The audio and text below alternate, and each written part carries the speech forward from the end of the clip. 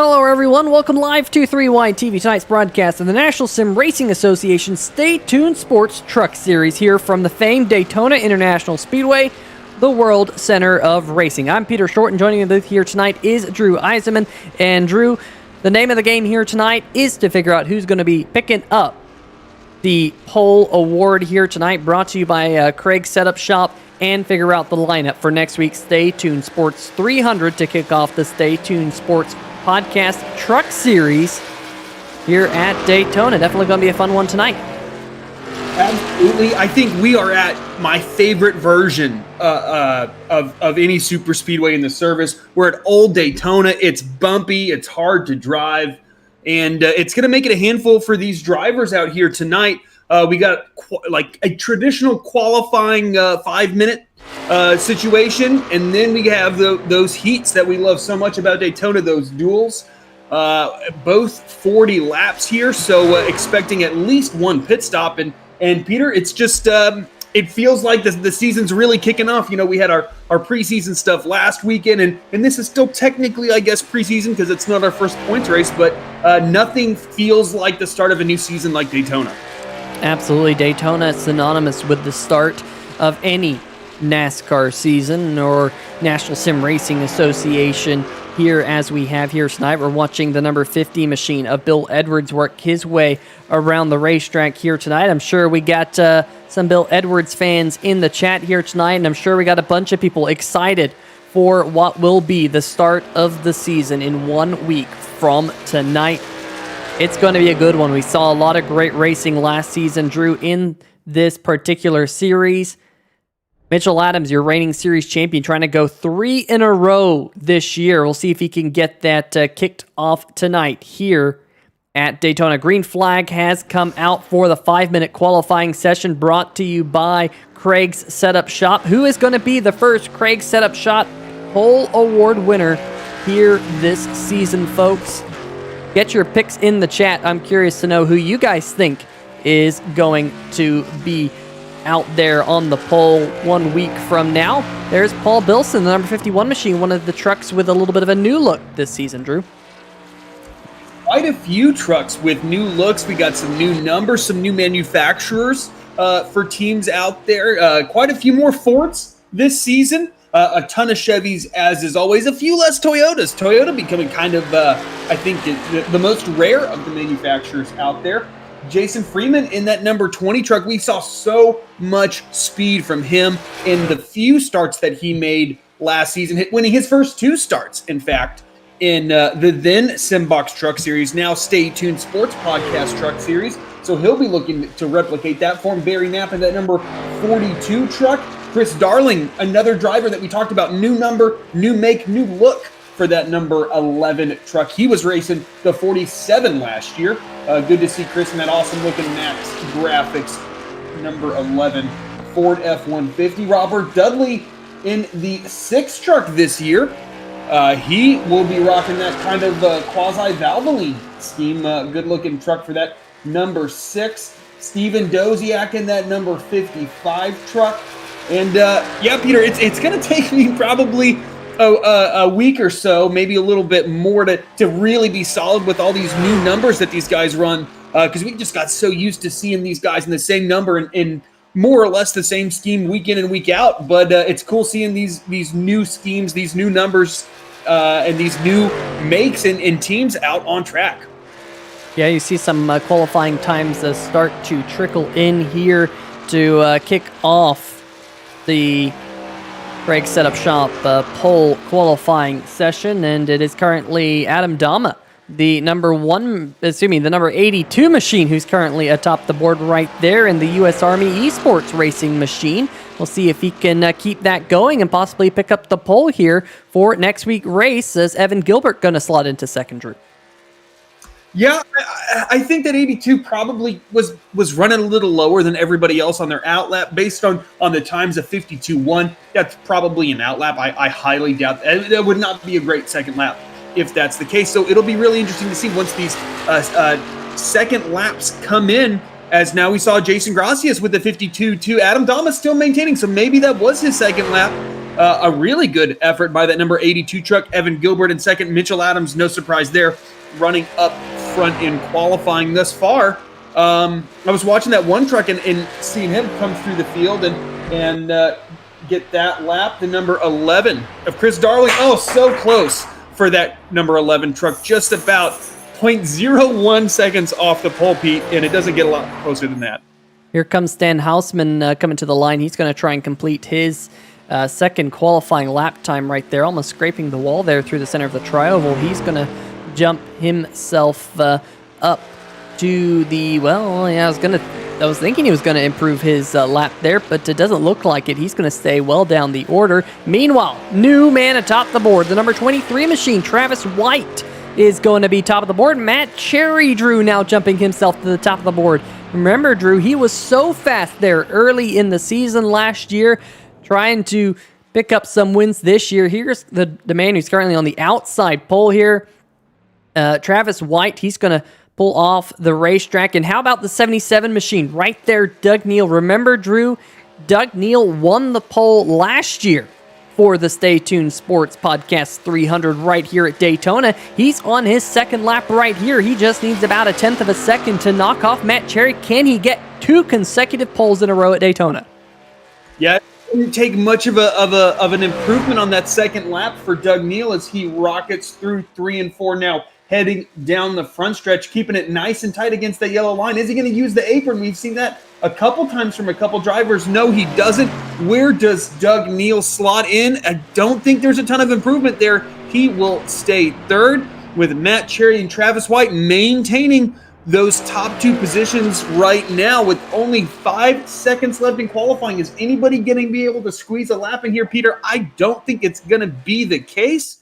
We have 3, 1, 2, 1 seconds, 0 times out. And there we go. Matt Cherry, Travis White going to lead the field to these number 1 and number 2 duels. So according to what I'm reading, I don't think that, unlike real life, that those top 2 qualifying positions will be locked into those spots. I'm pretty sure that the entire outside and inside rows are going to be set by these upcoming duels, Peter. So a lot of pressure for these guys because you either want to be starting in the very front or the very back. You don't really want to be caught in the middle. So it'll be interesting to see, what do these guys do? Do these guys just kind of fall back and let their starting spots be towards the back? Or are they going to fight for that top position?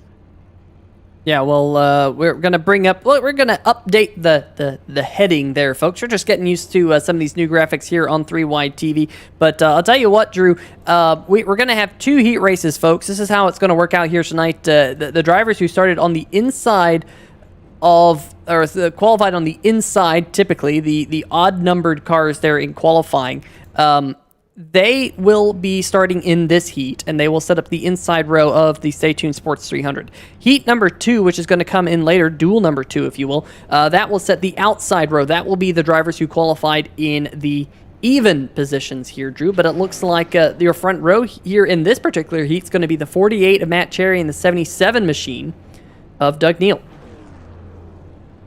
Yeah, it's kind of one of the coolest things about the start of a new season, and I'm really glad that NSRA decided to implement the duels. Is a little bit of stack up there, leaving pit road for the outside lane. I don't think there was any contact, but whenever you go and you think the truck in front of you is going, and then all of a sudden you stop, you're not really expecting that under pacing. But it's one of those kind of cool formats. Get a little bit more racing and get a feel for these trucks. But you're not going to really learn a lot tonight about the way the trucks are behaving, because for the actual Stay Tuned Sports Podcast Daytona 300 next Friday, they're running the new Daytona. So you might kind of learn how these trucks draft a little bit better. I know iRacing's made some changes. I'm not quite sure how that's translated to the trucks, but these guys will learn a little bit. But as far as the actual track's concerned, this thing just drives different than new Daytona. It almost feels like a totally different track. Yeah, that is for sure. There's a lot of bumps here. You see your starting lineup, or not your starting lineup here tonight, but at least how qualifying panned out. Now, the cars who qualify on the front row are usually locked into the spots. So the number 38 machine Matt Cherry picking up that Craig Setup Shop pole award, the first one this season. He's safe up there. That's where he will start next week. But pretty much everyone on back through the field, they are going to have to fight for their lives next week to try and get up to the front of the field. Looking just a little bit further back at some of the drivers who did not take time here. If you see your favorite driver and they are starting, they had an odd position, well, they're going to be in this race right here. There goes the pace car. Pace car headed down pit road right now. And the first of the two Stay Tuned Sports Podcast Duels is underway here at Daytona International Speedway. Matt Cherry gets us underway, Drew. Yeah, a little bit of a slow start for the outside lane. That's not necessarily atypical here, especially in iRacing, where you have kind of a bigger window to start and restart these races.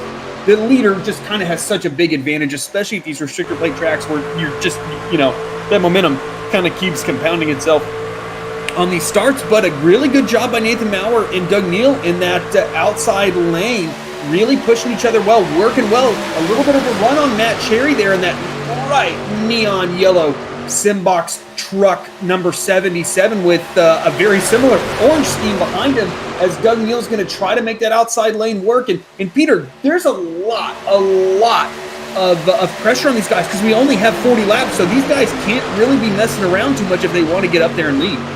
If you do the math, folks, 40 laps around Daytona International Speedway is 100 miles even here tonight. The 971 of Nathan Maurer now to the outside of Doug Neal. He was able to push Doug Neal to the lead using that high line, but Drew, I'm a little bit surprised that Neal decided to drop down in front of the number 38 of Matt Cherry and kind of leave his teammate out there on the high line. I know you and I have raced this particular version of Daytona multiple times, and I prefer the high line here. It's a lot less bumpy up there.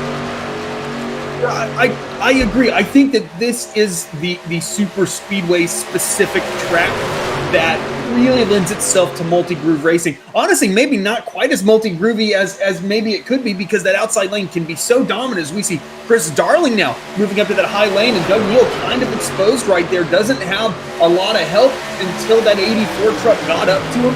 And that outside lane really starting to get organized, and the tighter those trucks are, the more trucks there are, the more energy they're transferring to those guys in front of them, and the quicker you're going to go. And that inside lane just kind of breaking up a little bit. They keep losing a little bit of momentum as trucks are kind of going everywhere now. The number 11 of Chris Darling, he's making a move on our leader, that number 38 of Matt Cherry, and Nathan Maurer's going with him. But we have a caution. And it is the number 99 machine of Philip Scott who has gone around here, folks. And we'll see exactly what all happened here. I think Ben Adams was involved as well. Let's see if we can figure out exactly what all went down on the backstretch here just a little while ago. But this was not good for the number 99 machine. Let's see if we can get it from high atop. Watch the bright red number 99 machine right there on the center of your screen. He drops down below the number 5 of Ben Adams. They make contact, and looks like Philip Scott all of a sudden just kind of got whipped around and couldn't get slowed down in time into the inside wall here on the 3-wide TV slow-mo. Bam! Just like that for the 5 of Ben Adams. Comes off a little bit better there, Drew, but definitely still not perfect. Yeah, I got to kind of place that on the number 99, just kind of watch. And they might have checked up a little bit, but certainly not enough for the 99 to feel like he had to duck low. And then maybe a little bit of net code, but I just don't really kind of understand why Philip Scott went down there. But there was a bit of net code, kind of a bit of lag between those trucks, and that kind of flung that 99 towards that inside wall when you probably wouldn't have if that were real life. But that's kind of what iRacing entails sometimes, right? Sometimes the sim's kind of guessing where you are relative to your other competitors, and sometimes it guesses a little wrong, and unfortunately, you pay the price for that sometimes. Yeah, that is for sure. 16 cars in duel number 1 here tonight, and the 5 and the number 99 both damaged, but we do have a lot of takers on pit road right now. And as I say that, we have a decent number of cars electing to stay out as well. Here comes the gaggle of trucks onto pit road, including one of the cars sponsored by Stay Tuned Sports. We will definitely highlight that car here in just a minute.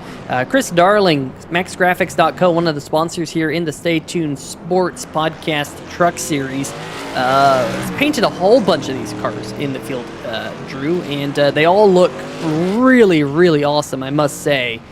There is that Stay Tuned Sports number 9 machine of James Lorello rolling back out there onto the racetrack. Got those bright orange rims on that Chevy Silverado, but a really cool looking ride with all that chrome on the front.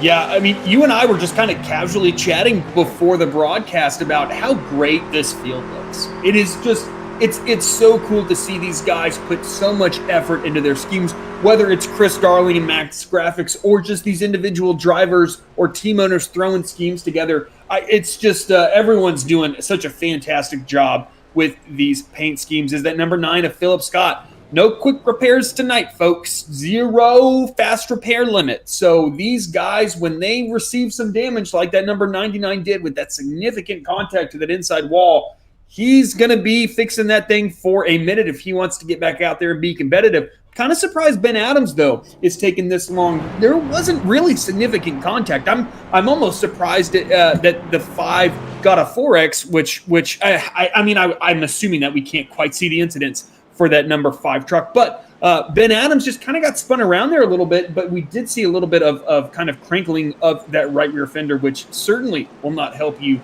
here in the draft at Daytona, where speed is everything, and any tiny bit of damage that you're going to have on that truck is going to affect you quite negatively. Did the 99, Philip Scott beat the pace truck in the pace car rather, and field off of pit road? It looks like he did. Sometimes when you get that close, you're just like, oh, did I beat him? Did I beat him? Is it going to hold me back?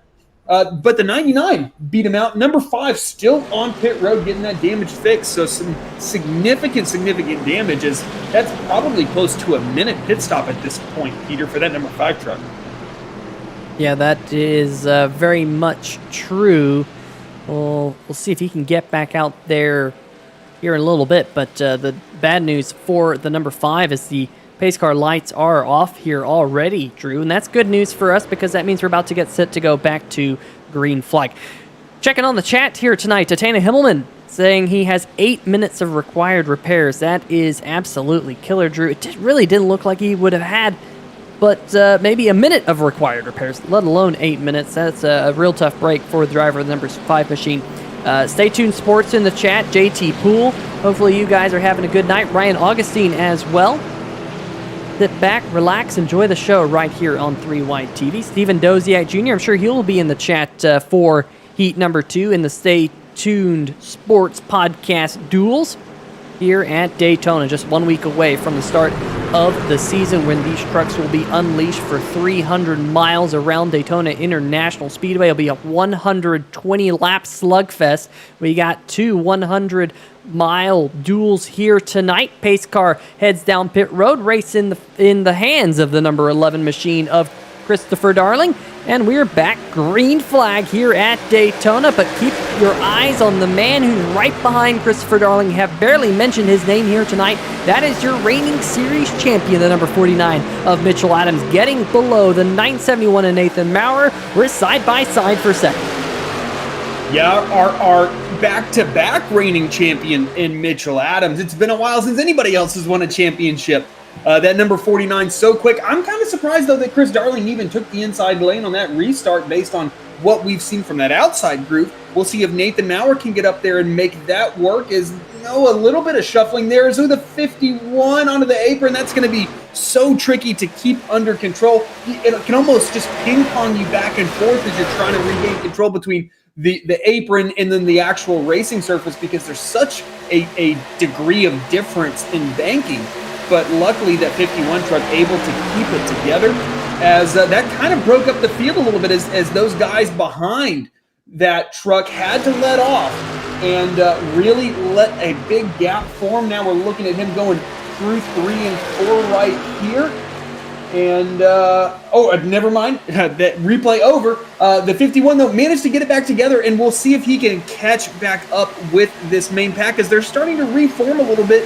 And actually what can happen is that might spread the field out a little bit, but as they close back together, that huge run that they get is going to be transferred to those trucks in front of them a little bit, and it can result in some really big changes in momentum as far as lines are concerned, as that outside lane just can't get organized. It's basically 2 trucks and then a significant gap back to Matt Cherry in that number 38 truck, is Jason Gracias in that number 1 Sim Shots Chevy Silverado sweeps down and takes the lead from Nathan Maurer, clears himself off that front bumper of that 971 truck. Now TJ Buck leading that outside lane with Matt Cherry right behind him is Chris Darling. He's going to squeeze up there as Jason Gracias not room, and that's going to really, really hurt him. As I thought they were going to take it 3 wide, but that really gave that momentum to that high line, Pete.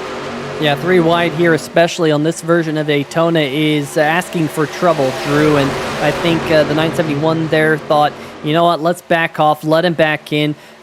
Cooler heads prevailing at this point of the race. Meanwhile, the number 11 machine of Christopher Darling, you see a couple of drivers there clipping that yellow line there on the inside of the tri-oval and get everything sorted out. We're 10 laps into the first duel here in the Stay Tuned Sports Podcast, Duels at Daytona, here on 3 Wide TV.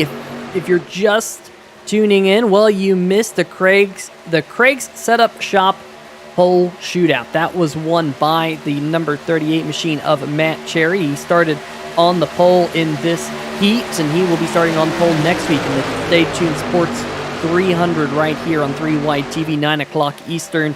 It is going to be a fun one on April 16th, 2021. You don't want to miss it. Now, you see all the trucks get really squirrely out of turn number 4, and Drew, once again, oh, man, oh, there's contact, and they're going around back in the back of the pack. Nathan Maurer in the Simbox truck, and we're under caution. J. Buck in that 84 took a huge hit to that inside wall. Is now looking through this replay here. It looks like that just maybe a little bit of net code, but then Nathan Maurer and TJ Buck make contact, and then it's just the guys behind them trying to avoid him. But look at this huge hit from that 84 truck, just glanced off that kind of awkwardly angled pit wall for him, and that is a massive impact as both he and Nathan Maurer some significant damage. I would be shocked if that 84 truck's able to keep going, and not a ton of damage for other drivers involved. I believe Mitchell Adams had a little bit of a tangle there, and maybe another truck around him as well, but certainly for Nathan Maurer in that 84 truck, a ton of damages. Now we are on board with another truck here. Yeah, there we go. That's where Mitchell Adams got that damage. I can't quite tell that truck. I don't quite have that hood memorized quite yet, Peter. But quite a few trucks involved because this isn't the largest of fields. Yeah, that was probably the big one here for only a 16-car field. Back live now here on 3 Wide TV. Christopher Darling was the race leader when that all broke out. But Paul Bilson in the number 51 machine, he, I'm sure, is counting his blessings as well, as he almost got taken out in that incident. But I'm seeing a little bit of damage on that truck. We'll have to see if we can get a better look of it when he comes by this next time. You see that damage to the back end of the number 49 machine of Mitchell Adams, your 2-time reigning series champion here in the Stay Tuned Sports Podcast Truck Series right there. In fact, he's got damage on the front and the rear of that Chevy Silverado, so we'll see if he comes down pit road to get some of it repaired. In fact, we'll see if we see a bunch of trucks headed down pit road this time. We saw a good number head down pit road a little while ago, but just how many will we see this time? Well, I think we're about to get our answer here as Christopher Darling peels off, and here comes pretty much the whole field.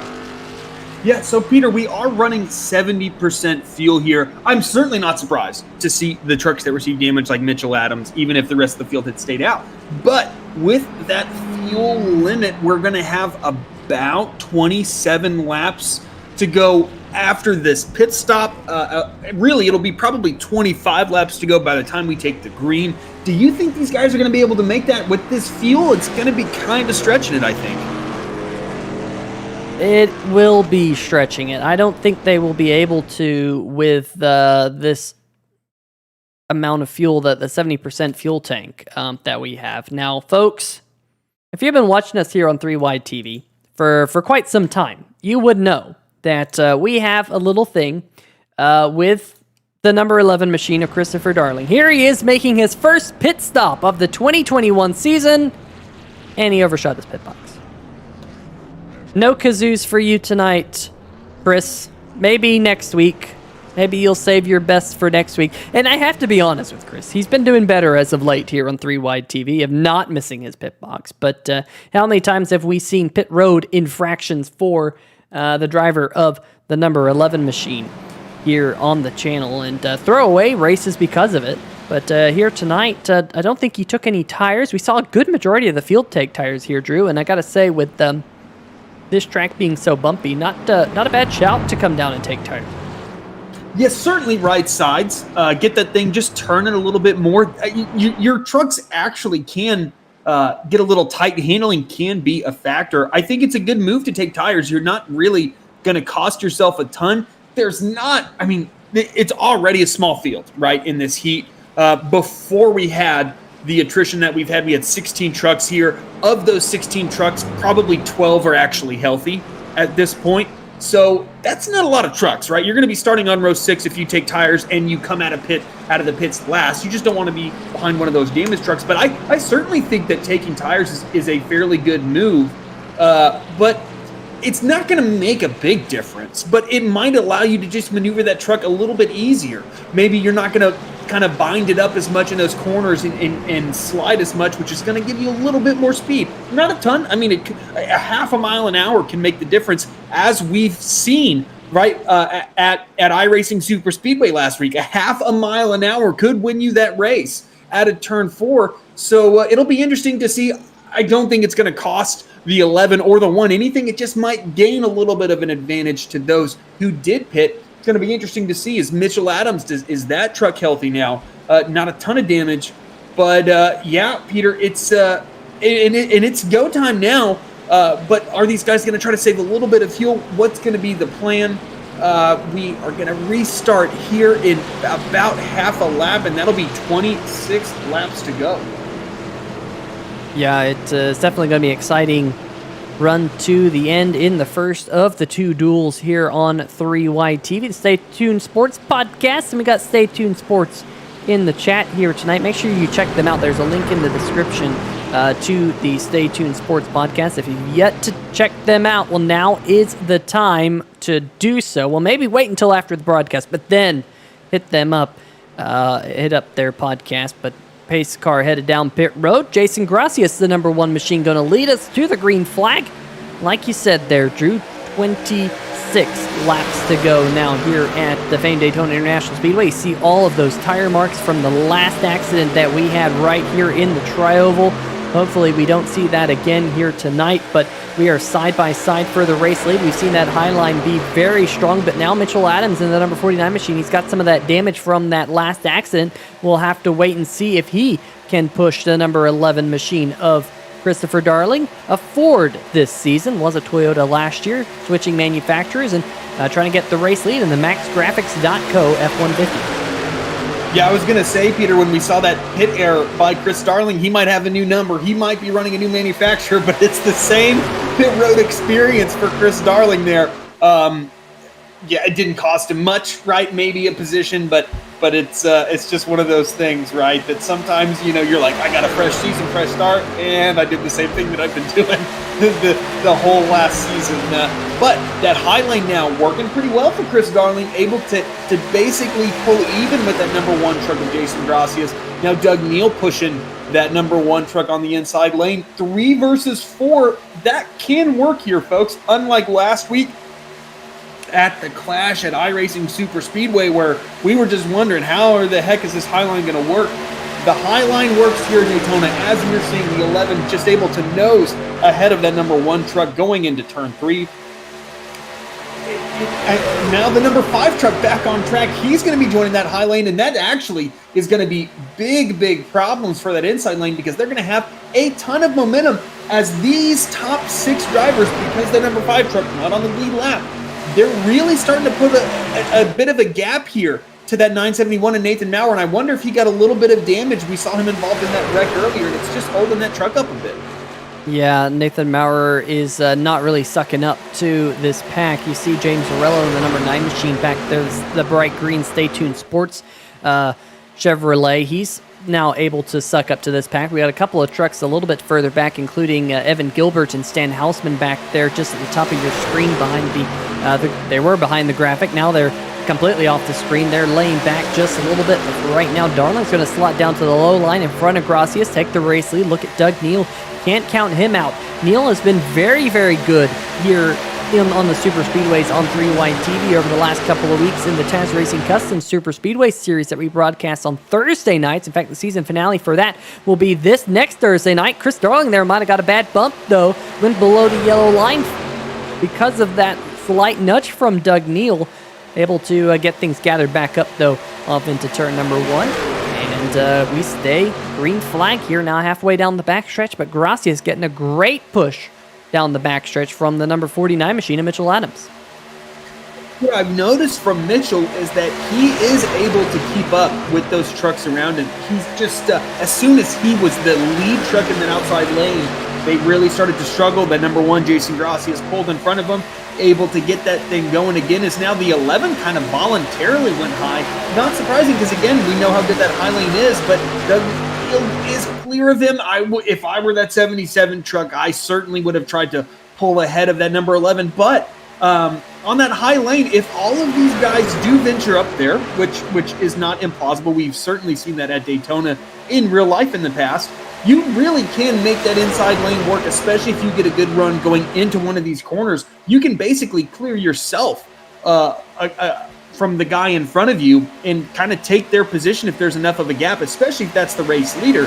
So it'll be interesting to see if that comes in place. The number 5 touches the apron a little bit, as does the 77. But that inside lane keeping up a little bit better than I expected. Yeah, and there you see Doug Neal leading that inside line. Paul Bilson back behind them, and the 49, like I said, sticking with him. The 5 also had that 8 minutes of optional, multiple laps down. I'm not sure why the ticker is saying Ben Adams is out. He's definitely not out here tonight, folks, because I can see him right there. He's the 4th car in line on the inside groove, but we'll see if we can work on the ticker over the next couple of days. But however, Doug Neal is leading the way for right now, side by side with the 11. We got the 77 and the 11, a couple of double-numbered trucks leading the way here at Daytona. Watch them kind of snake their way down the backstretch. Paul Bilson all over the back bumper of that number 77 machine as they head off into turn number 3. Yeah, we're kind of seeing trucks flip-flop between lanes. That 49 on the outside lane, no, on the inside lane. The number 1 at Jason Gracias on the inside lane, now on the outside lane. Same thing with that number 11. And these guys are just trying to position themselves, right? There's certainly no guarantee of a caution. And so, this is kind of it. As far as these guys know right now, that's all you can count on is we're green right now, and that's how I'm going to play this. And so they're just trying to position themselves in what they think is the best possible position is. Yeah, now certainly these top few trucks have a little bit of a gap. I believe that is Evan Gilbert is the next truck that's not quite with this field behind that number 5 truck. Now we're riding on board with Mitchell Adams, the 3rd truck on that inside lane. And quite frankly, Peter, that 2nd, 3rd, and on back trucks on the inside lane, sometimes you can kind of lose where you are on the track, especially going in and out of those corners, because you're just so limited with your vision, right? Those spoilers are really kind of blocking your forward vision, and you really can't see down into your left very well. But that's basically what you have to do. That's certainly what I do at these super speedways, especially Daytona, when you're stuck on the inside and you don't really have a ton of reference when you got a truck to your outside. You just kind of look through that driver's side window and just kind of find where that yellow line is and just try to kind of maintain where that is, because otherwise you can kind of run up into the truck to your outside without even realizing it. Yeah, that is definitely the case. We ride on board here with the number 9 machine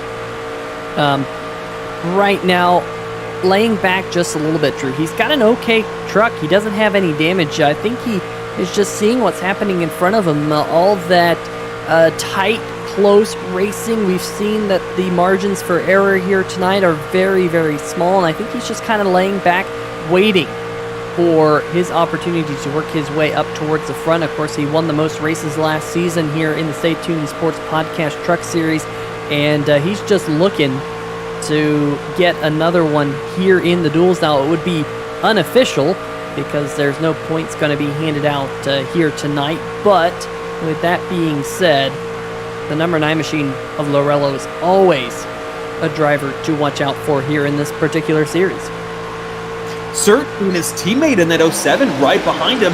I think they need to get by this 19 truck though, Peter. I think that they are really, really risking losing touch with that main pack if they keep behind this 19, because he has quite a bit of front-end damage and they really risk losing that draft. And once it's gone, it's gone. It's going to be hard in these few of laps left. Now, closing in on the 15 to go here in just a few laps, it's going to be hard to kind of get back in contact with those guys. So I'm kind of surprised that Lorello and Izinga are just hanging out behind that 19 truck. That certainly would not be my approach, as we have a lap truck that they're slowly catching, that number 99 truck. Definitely not healthy, and it's going to be interesting. Does that lapper kind of shake the field up a little bit? We'll see here in just... Oh man, that oof. Folks, I'm sure a couple of those drivers are probably counting their blessings that they're not turned up in a wadded heap of race car right now, as just barely getting past the number 99 of Philip Scott. I mean, Scott did all he could, but with this racetrack so bumpy, that was a lot scarier than it should have been. Yeah, I mean, if you've ever watched those kind of vintage 90s, even early 2000s Daytona races, you know how bumpy this track is. And it's even, right, like the fields became so spread out in those races, and this is an even bumpier version of that surface. Quite frankly, I wish they would have never repaved this thing.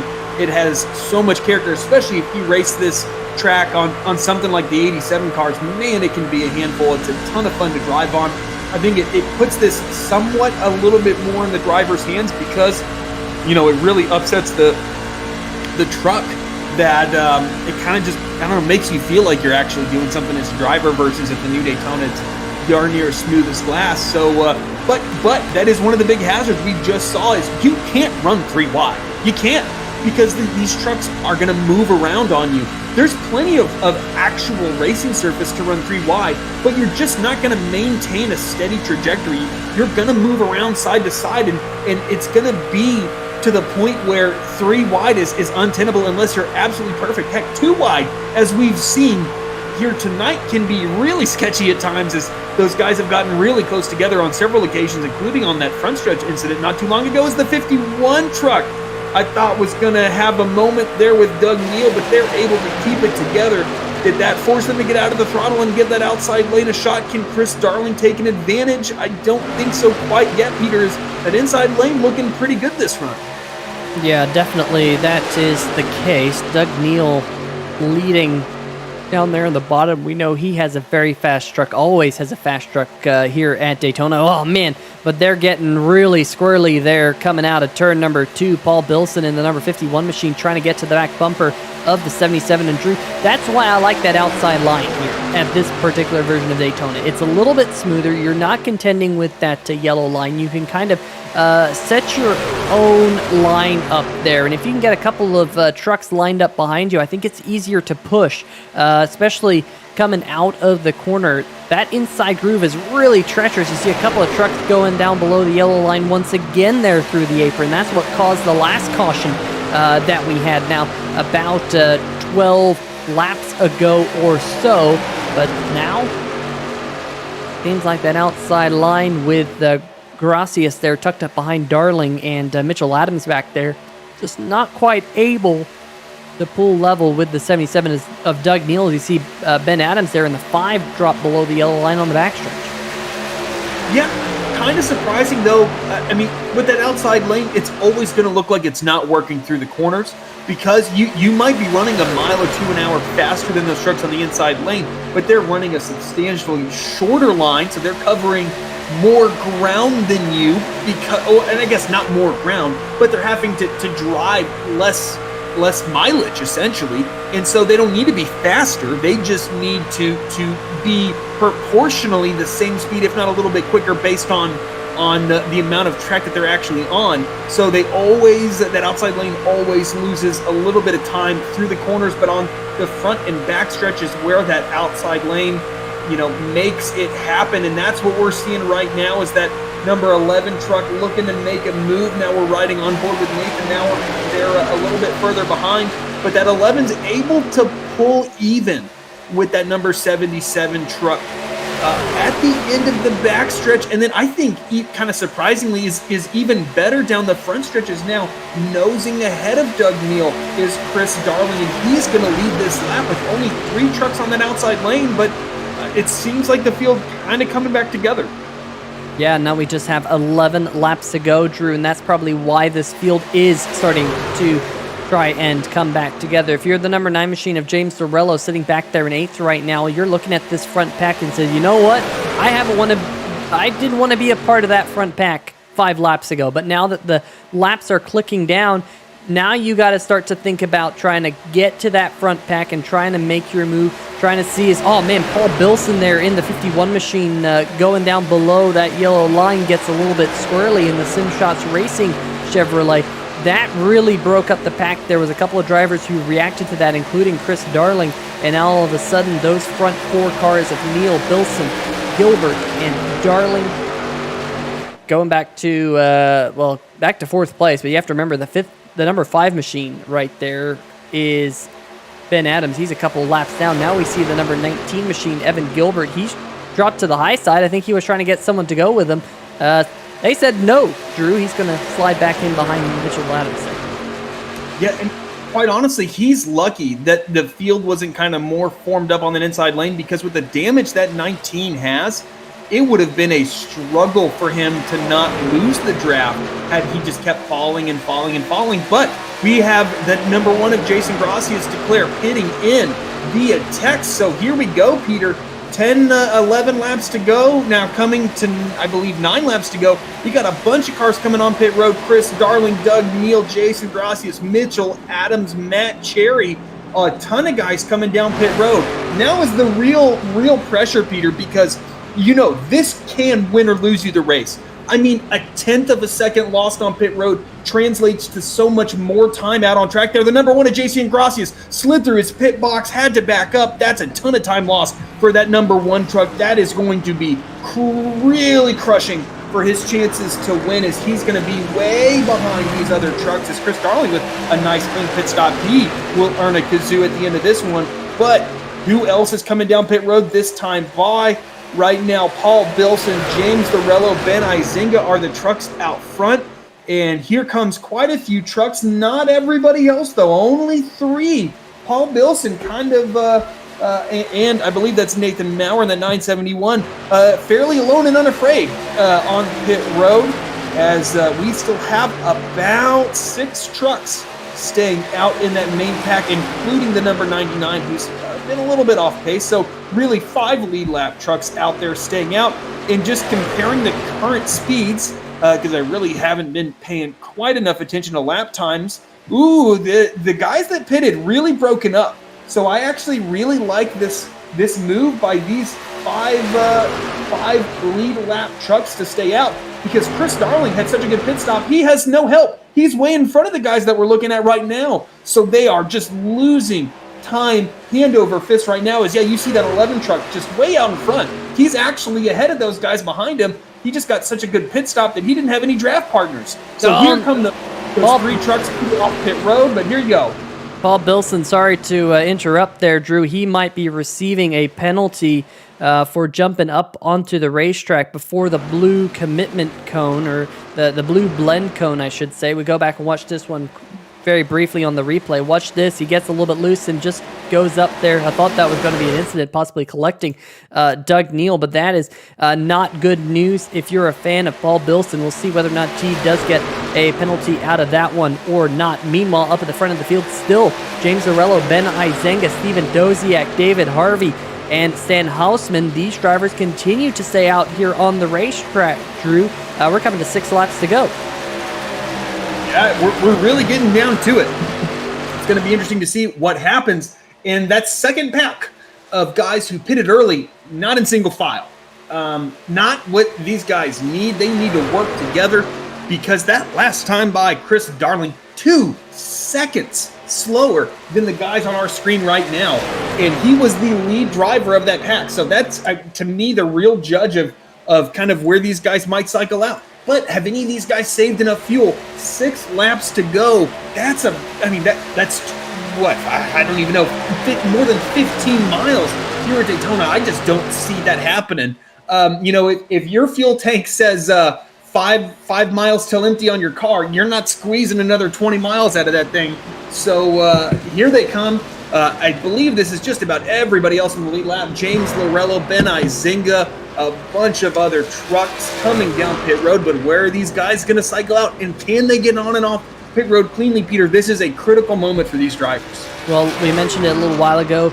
James Lorello, he overshot his pit box, though. I was just about to open my mouth and say that he's won many races getting on and off pit road nice and neatly, but that time sliding through his pit box, you can see all the time that he lost.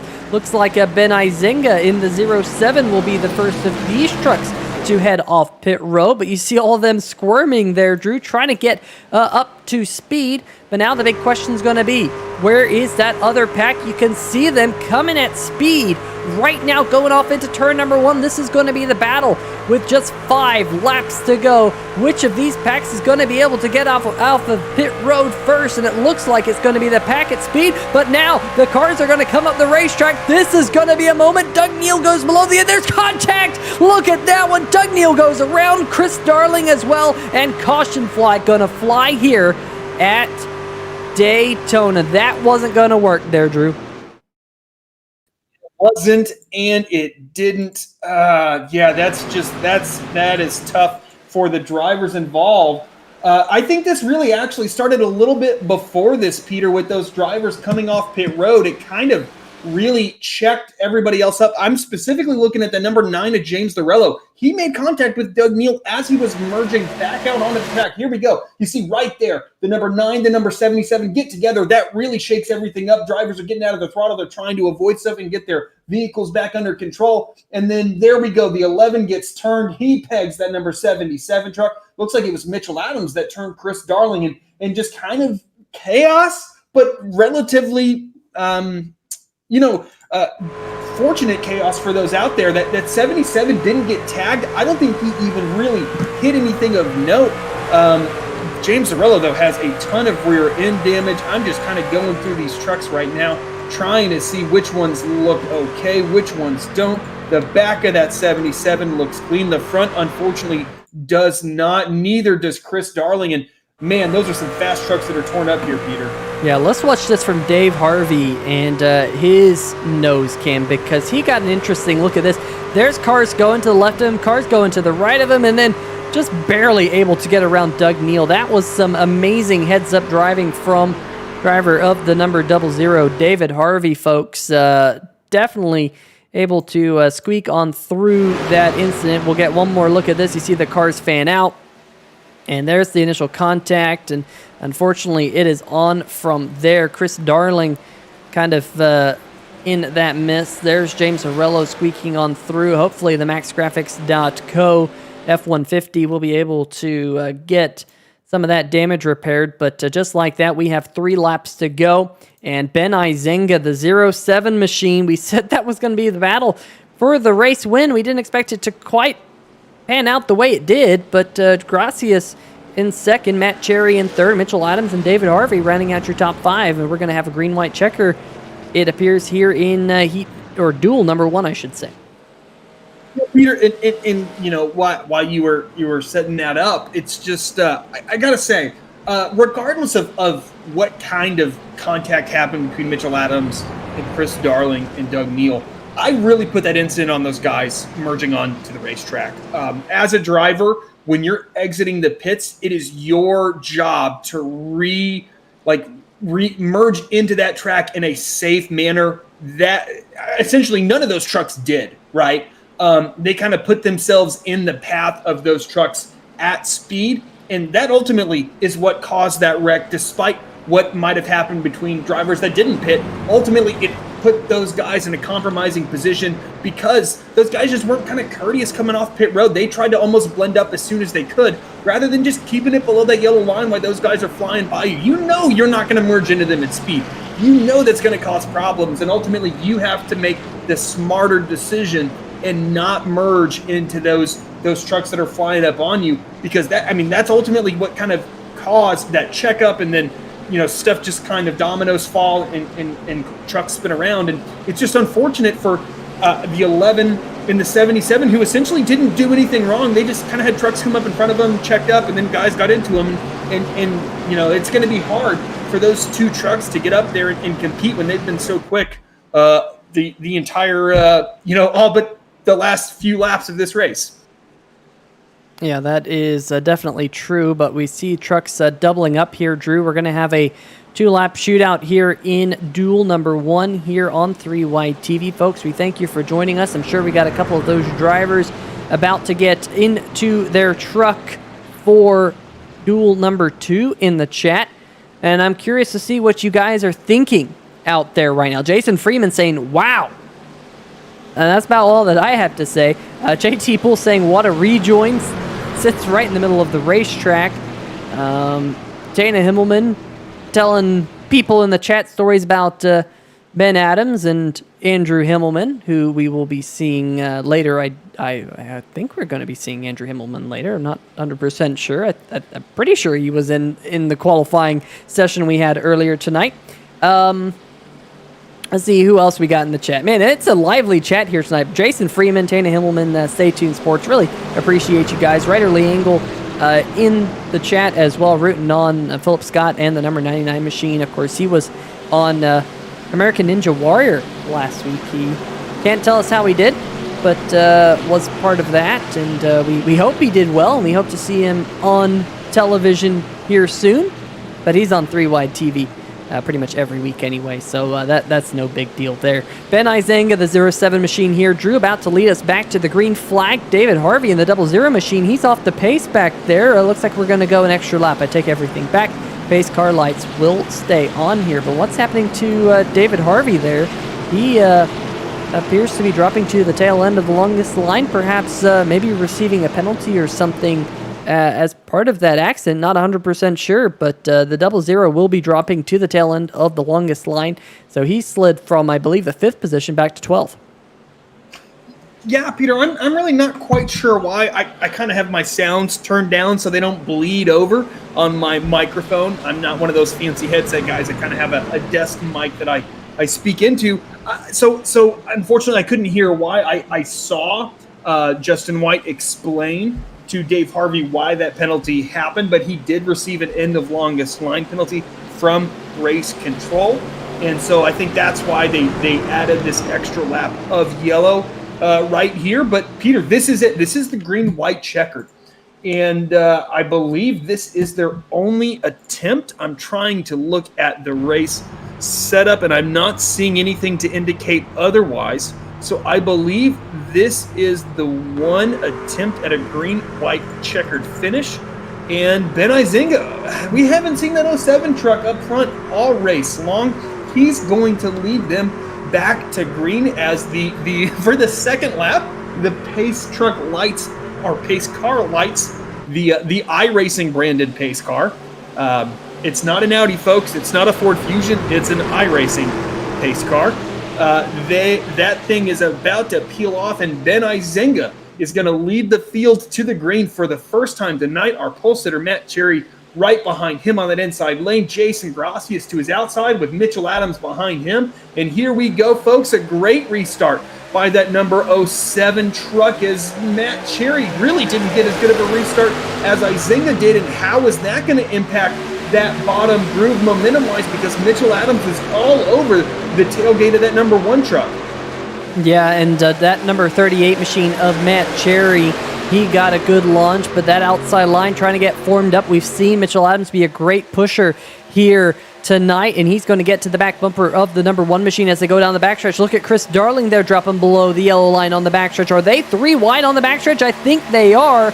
as Paul Bilson appears to be stuck in the sucker hole, if you will. He's going to drop back there. Meanwhile, up the front, Jason Gracias made the move. Contact! The 49 goes up in the wall, and it's a big one at Daytona. The two cars right here are going to race back to the line. Caution flag is out, and Drew, looks like we're going to have another attempt at a green-white checker as it jumped up to 3 laps to go. But my, oh my folks, this is going to be a very, very big accident. Let's see if we can break down what happened, but I think it happened right around Matt Cherry. So let's see if we can slow this down and see if we can break it all down, because it all happened in such a flash right there in the middle of turn number 3 and 4. Steven Doziak comes down the racetrack, gets into the quarter panel of Matt Cherry. Cherry gets up into your reigning series champion, the number 49 machine, and look at all these trucks back there. Paul Bilson, who has rotten luck in the number 51 machine, getting involved, and it was really on from there. Look at the number 5 machine of Ben Adams. He's trying to stay out of it. The number 9 machine back there as well of James Zorello. He's trying to stay out of it, but just so many cars. Look at Doug Neal in the bright yellow Simbox trucks. We're going to have to go on board with him because it looks like he was able to avoid it. But Drew, that's a lot of torn up race trucks. Yeah, we thought that both of those incidents that we saw earlier were fairly big wrecks. Nothing compared to this, as we're going to see that number 55 truck. I don't know if he thought he was going to be clear of Cherry, but he certainly wasn't, and boom, there we go. And the whole track just gets blocked right here, folks. There's really, you're just kind of picking a lane and hoping it works out. And in the case of Doug Neal, it certainly did, as this is what can happen at Daytona. As the trucks slow down, as that wreck develops, what you're going to see is they're going to float up to that high lane as momentum kind of carries them out to that high lane, and then they're going to slow, as they tend to slow down from all the contact and spinning, they're going to slide down to the inside lane, and that's a great job by Doug Neal, going up high, slowing that thing down, and just kind of letting those crashing trucks kind of float back down that track through the corners, and it's going to clear itself, and you just got to be patient, and then you'll make it through there, and that's exactly what Doug Neal did. But that is a ton of trucks with damage here, Peter. I think the top 2 don't have damage. Doug Neal was involved in that wreck earlier, so even though he made it through this, he's not a clean truck. And I'm just kind of going through my own personal replay of this, and man, I'm not seeing darn near anybody with a clean truck if they're not one of those 2 drivers right now. I believe the number 9 of James Zorello made it through as well, but he had some damage from earlier on, and everybody else in the field was involved in that wreck. That was, I mean, percentage-wise, about as big one as you can get. Yeah, by my count, we have about 7 or 8 drivers sitting on pit road right now. I mean, that is definitely a big accident. There you can see all of them sitting in their respective pit boxes trying to get as much damage repaired as possible. Definitely not what you like to see here on 3 Wide TV. If Ben Adams in the number 5 machine multiple laps down, he will get rolling. But well, somewhere over there, that's actually where you find your race leader. I don't know how the cameraman knows that there are trucks over there. Does a fantastic job. Must have the best hearing in the world. But those trucks are working their way here through the tri-oval. Jason Gracias in the number 1 machine is your current race leader. Ben Izenga in the 07, currently in second, and the pace car lights have turned off. And we're about to get set to go back to green flag action. But I'll tell you what, Drew, like you said, a lot of trucks have damage, and it's going to be an interesting finish. It looks like the only 2 trucks without any damage are 1-2 right now, with the 07 of Izenga and the 1 of Gracias. But can some of these damaged trucks play spoiler here in the next few laps? I think that if Jason Gracias and Izenga get kind of too focused on what they're doing and not paying attention to those trucks around them, I think that the likes of Lorello and Neal have healthy enough trucks to get up there. I think the problem is that 49, the second truck on the inside lane, that black, white, and blue truck, is beat up, man. Like that thing doesn't have a square inch of sheet metal that is the intended shape. Maybe the roof. That 49 is done, used up, and as is Evan Gilbert to his outside. So can Doug Neal and James Zorello kind of navigate through them there's not a ton of trucks out there, so likely there's not enough trucks to kind of run away from them. But man, with 2 laps left, that's going to be difficult. But maybe the 49 and the 19 have more pace than I'm anticipating. But I think it's going to be tough for anybody but Jason Gracias and Ben Izinga to really get up there and challenge him. But we're about to find out, folks, is that again, iRacing branded pace car about to pull off, and Jason Gracias is going to lead them back to the green. The green flag is out. Here goes Gracias. A great start on that initial start. Yeah, that is a class move by Mitchell Adams. Who would expect nothing less from a back-to-back reigning series champion. He pulls to the inside. He realizes his truck is slow, and that allows James Lorello to get up there. Doug Neal trying to clear that other truck behind him, but here we go, side by side for the race. Lead Izinga, Gracias, James Lorello goes high. What is Doug Neal going to do? He's going to go high as well. Izinga pulls low. Lorello and Doug Neal to the outside. With these few trucks, Peter, it's really going to hinge on where that second and third and fourth trucks, what they do and who they go with.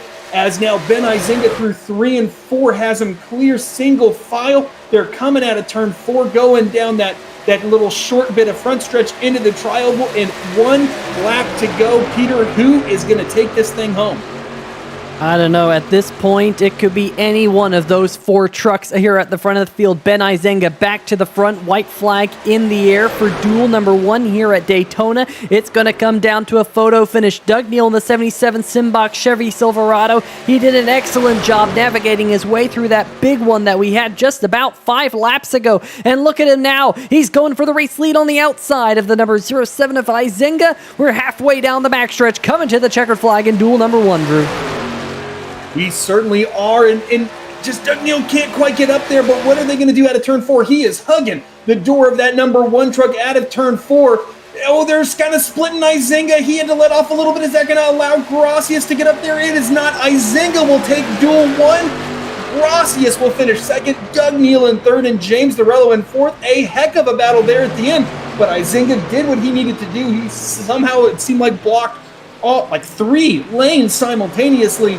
And Izinga with a great effort there in those last few hundred feet to block all those drivers and take home the first checkered flag of kind of the real preseason now of trying to get that big Daytona 300 next Friday. Izinga takes the checkered flag in a fairly chaotic race there, Peter. I got to say, I really wasn't expecting that kind of massive amount of cautions, but we talked about that Izinga and Gracias were those 2 guys that were in a great position, and ultimately it came down to one of those 2, and Gracias was just kind of pinched on that inside lane, pushed Izinga just enough to where Izinga just kind of had freedom of movement up front there. You see him blocking Doug Neal up high, blocks the number 1 down low, and there we go, 3 wide behind him, but Ben Izinga takes that checkered flag. A heck of a drive from that 07 there.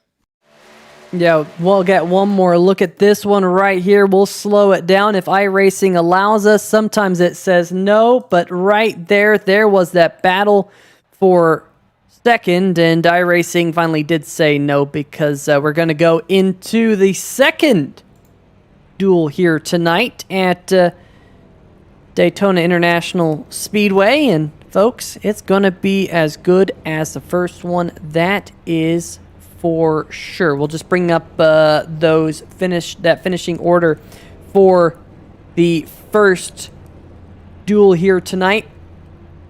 Right there, Ben Izinga taking home the win, 1/10 of a second over Jason Gracias. Doug Neal coming home in third. James Lorello, Chris Darling rounding out your top 5. Mitchell Adams, David Harvey, Nathan Maurer, Stan Hausman, Paul Bilson running at your top 10. Then quite a few cars that had significant damage there late in the race. Evan Gilbert, Philip Scott, Matt Cherry, Steven Doziak, Ben Adams, and TJ Buck there finishing 36 laps down here at Daytona International Speedway. Don't you just love how iRacing has the funkiest water in the whole wide world? Look at it down there doing all of its funky things. But with that being said, Drew, we got cars out there on the racetrack for duel number 2 here tonight.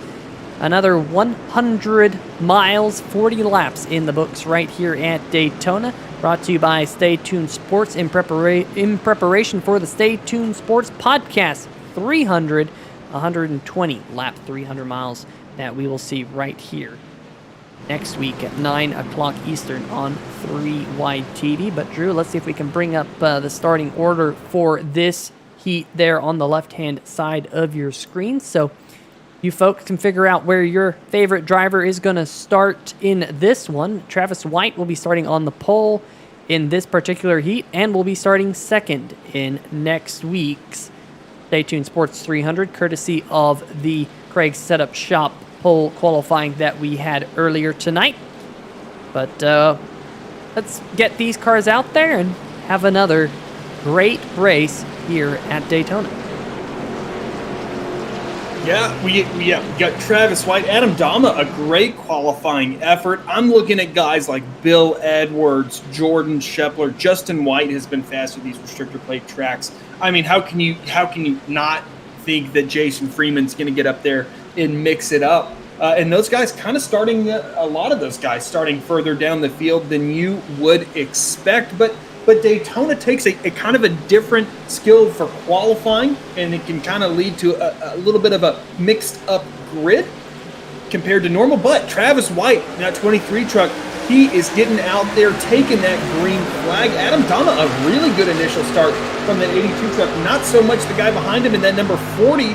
That's Nicholas Bradley, as Robert Dudley really pushing that number 23 truck. He is trying to get out there and get himself in a good position as well. As how will this pack, how will this grid and these drivers, how are they going to respond to the chaos of the last few laps of the last race? Sometimes that can kind of rile you up a little bit and get you a little too excited. Sometimes you can be like, whoa, that was a little too crazy. Let's calm it down here, folks. And thus far, those top four drivers pull away a little bit from the rest of the pack here, Peters. There's a pretty substantial gap between fourth and fifth. Yeah, Travis White right now, the number 23 machine, looking back at Robert Dudley. That number 6 machine, Drew, we saw him fast quite a bit last season here in the Stay Tuned Sports Podcast Truck Series, but was always knocking on the door for a top 5. We'll see, I'm sure, a similar thing this season, but like you said, front 4 kind of breaking away. Then in the 5th position right now, you have Jamar Dumas in his machine. A little bit of a new look on that truck this year. I got Pittsburgh Penguins on the hood of that Chevrolet Silverado. Back behind him is the number 24 machine of Ben Mashburn. Well, was the 24 Ben Mashburn. Mashburn's going to shoot up to the back of Adam Dama in the Bet Angles F-150. And Bet Angles, one of the sponsors this year in the Stay Tuned Sports Podcast Truck Series. And he's going to jump to the high side with the Mason-Dixon Cornhole Chevrolet of Jason Freeman. Big wiggle out the back of that Chevy Silverado, as those tires might still be getting up to temperature. Talking about that scheme on that 24, I think that's my favorite scheme thus far. It works. It's a little different.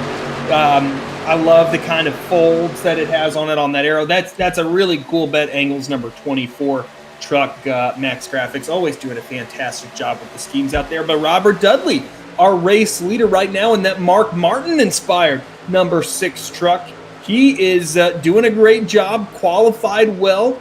In 3rd position is, we got some spinners. Are they going to keep it together? Is that going to be a caution? Jason Freeman wiggling around, and the 24 of Mashburn, he doesn't hit anything, and no caution. He's off the racing surface, but that is brutal for that number 24 truck. I need to stop complimenting people's trucks, and it seems like a little bit of a curse here. Now for that 24, is you want to talk about breaking up the field. That's exactly what happened right there, Peters.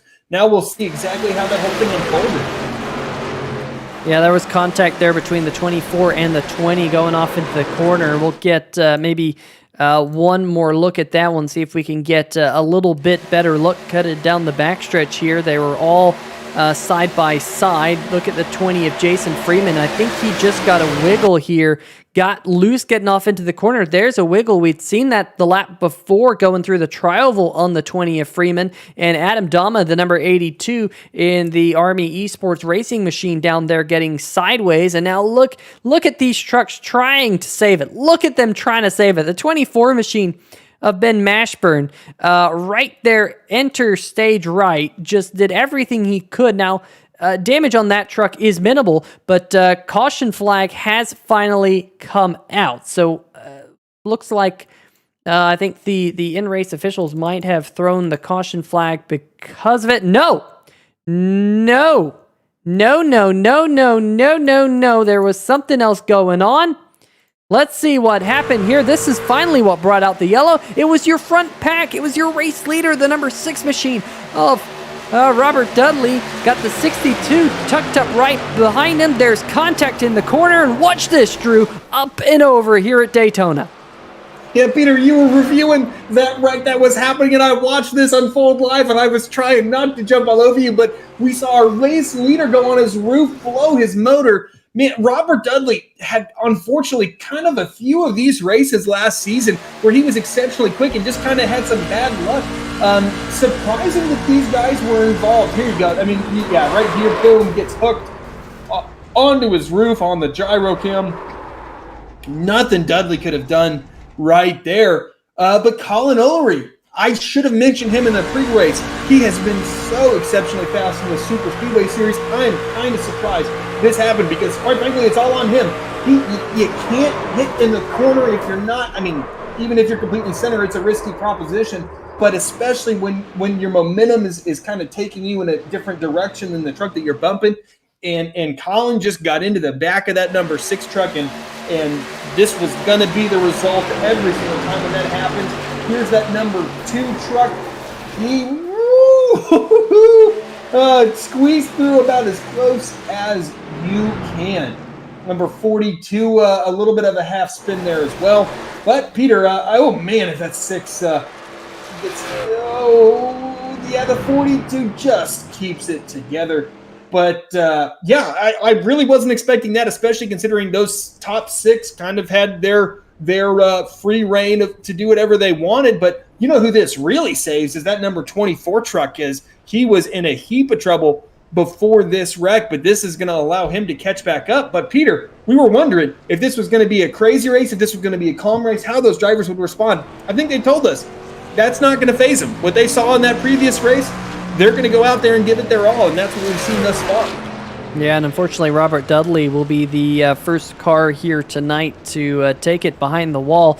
Tony Lucarelli in the number 41 machine also started from pit road. We'll be picking up some lucky dogs here tonight. And folks, we do have a sponsor this season in the National Sim Racing Association Stay Tuned Sports Podcast Truck Series for the Lucky Dogs. And we'll see if we can bring up that graphic for the first time this season, because that man right there, the number 41 machine of Tony Lucarelli, will be our first Brookstone Animal Hospital Lucky Dog Award winner here tonight. I'm sure we had a couple there in race number 1, duel number 1 here, but so much to digest in basically every accident that we've had here tonight. They've all been pretty wild, but great to see Brookstone Animal Hospital back on board this season as a series sponsor.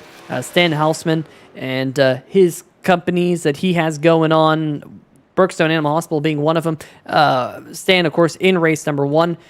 Big shout out to him and his family for helping out and sponsoring the National Sim Racing Association, making it a great place for these drivers to race. Meanwhile, back up at the front of the field, it is the number 2 machine alongside the 23, Travis White and Justin White. The Whites together up at the front of the field. Will they team up and dominate here tonight? Back behind them, though, a couple of the S2R machines. That's right. Bill Edwards and Matt Vanderkoy will be restarting on row number 2. That is the number 50 of Bill Edwards. Hello to Bill's mom back home. Hopefully she's watching in the chat.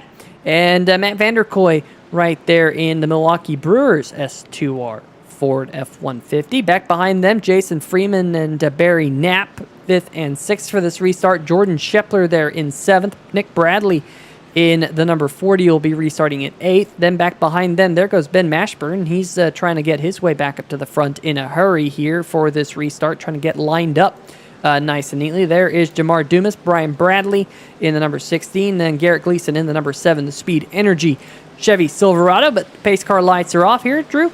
So why don't you take us back to green flag action? Absolutely. Travis White in that number 23 truck, a familiar scheme, a familiar sight. He is running up front alongside his fellow surname of Justin White is that number 23 truck.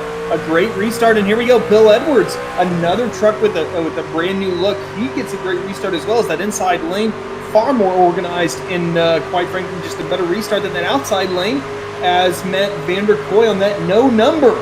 Interesting looking number 60 truck. Sometimes trading paints can be a little fickle, folks, and that happens on occasion as there is no number displayed on that 60 truck, but we know it's Matt Vanderkoy. Similar scheme to what he was rocking all of last year is pretty cordial thus far here on lap 8 of 40. Justin White, or rather Travis White, I promise I will try to not get those two confused. Justin White in third position behind Bill Edwards, and then a pretty good recovery for Jason Freeman. Granted, all the drama he's been in, as well as Ben Mashburn, those are basically your top 5 right now. As Matt Vanderkoy, the lone wolf on that outside lane, as now the 20 of Jason Freeman trying to make that outside lane work as well. And quite frankly, Peter, I don't think it's going to take a lot to get that outside lane moving, or at least to be able to keep up with those trucks in front. And I think if one other guy gets up there, I think it's going to make this race fairly interesting very shortly. Yeah, and there you see that number 24 Bet Engels machine, Drew. He was probably the happiest driver on the entire racetrack when that caution flag came out. Contact between the 2 and the 20. Big wiggle there on the left-hand side of your screen for the Mason-Dixon cornhole number 20. Not the first time we've seen a wiggle out of that Chevy Silverado here tonight of Jason Freeman, but there keep things together this time. Travis White, however, up at the front of the field, got the number 50 of Bill Edwards right back behind him.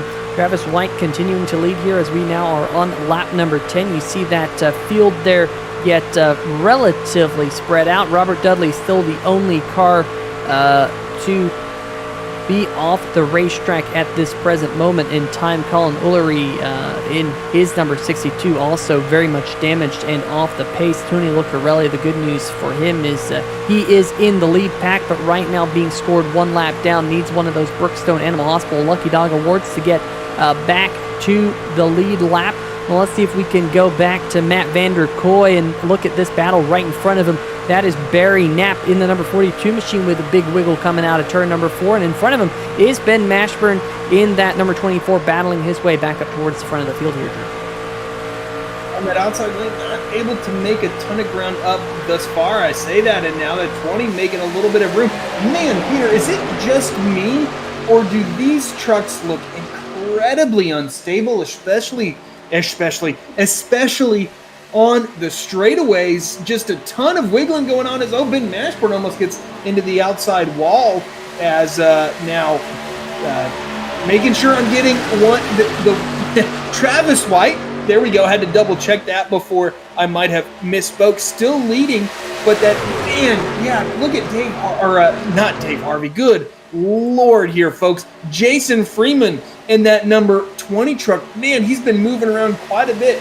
And when the trucks are moving around that much, is almost another wreck. As Freeman he's being aggressive, hugging the doors of the trucks to the inside. But there we go. The 20 does it again, and it doesn't work. Is now Jason Freeman stuck on that apron, and that's really so. It almost looks like he has a tire down, but I just think that's incredibly unlikely here, Peter. But it almost felt inevitable with how close that 20 was running those trucks on the inside lane.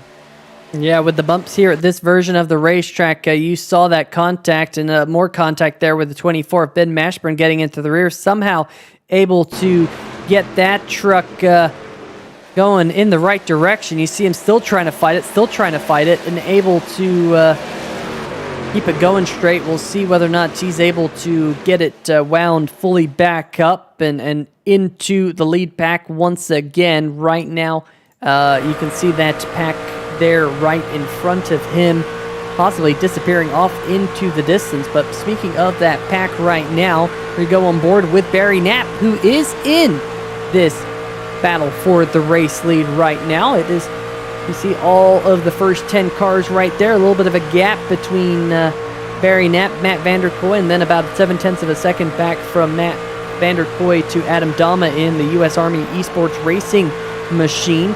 But there is your top 9, currently separated by 1.7 seconds here at the Daytona International Speedway. Travis White going to come around to lead yet another lap, with Bill Edwards continuing to push him here at the famed World Center Racing 2.5-mile Daytona International Speedway. It's the bumpy version, folks, here tonight, the legacy version of Daytona. Drew, this track iRacing scanned back around 2007 before they repaved it. And I gotta say, it is a really cool version of this racetrack to run, but very, very difficult on these drivers. It certainly is challenging, especially if you're used to the other version of Daytona, the newer version, where you can do what that 20 truck was trying to do. You can really run those guys aggressively.